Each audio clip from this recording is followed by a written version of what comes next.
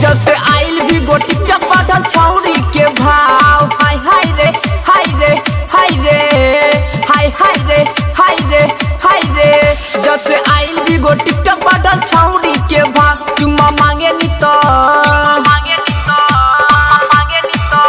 चुम्मा मांगे नी तो अपन दिखावे लिताव। हाय हाय रे हाय रे हाय रे हाय हाय रे हाय रे हाय रे। जब से आइल भी गोटी टक बढ़ल छौरी के भाव। बढ़ल छौरी के भाव छौरी के भाव छौरी के भाव। शिव नारायण शिव नारायण बढ़ल छौरी के भाव। Shiv Narayan presented by Albina Recording Studio, Simla. Director DJ Shiv Narayan. रोज रोज देत रही पहले उ हमके रे भाई कोरा में बैठा के। मना करे अब जब से वीडियो लागल चमके।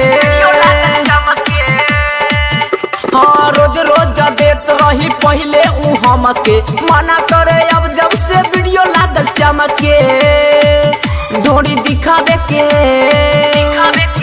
डोरी दिखावे के करेला पब्लिक में दाव। हाय हाय रे हाय रे हाय रे हाय हाय रे हाय रे हाय रे। जब से आइल भी गोटी टक बढ़ल छौरी के भाव। हाय हाय रे हाय रे हाय रे हाय हाय रे हाय रे हाय रे। बढ़ल छौरी के भाव छौरी के भाव छौरी के भाव। शिव नारायण शिव नारायण शिव नारायण। दिन रात रहे भीगो पर लागल रे लाली लगा के।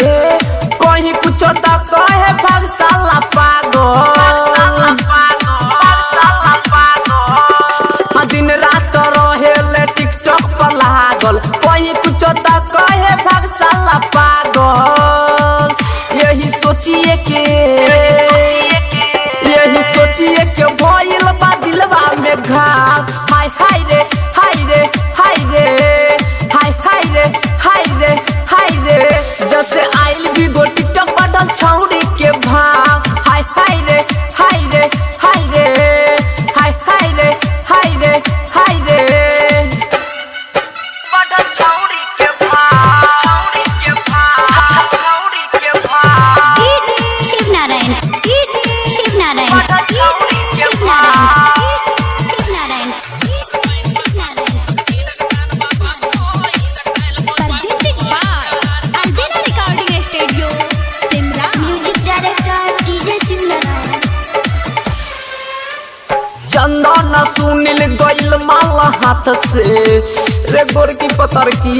डीजे मनीष बुझ हमर बात के। हाँ फूलो राजीव गइल माला हाथ से।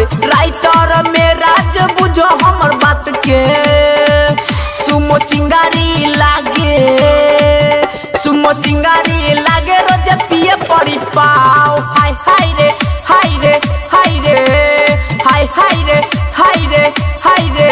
जब से आइल भी गोटी टक बढ़ल छौरी के भाव। हाय हाय रे हाय रे हाय रे हाय हाय रे हाय रे हाय रे।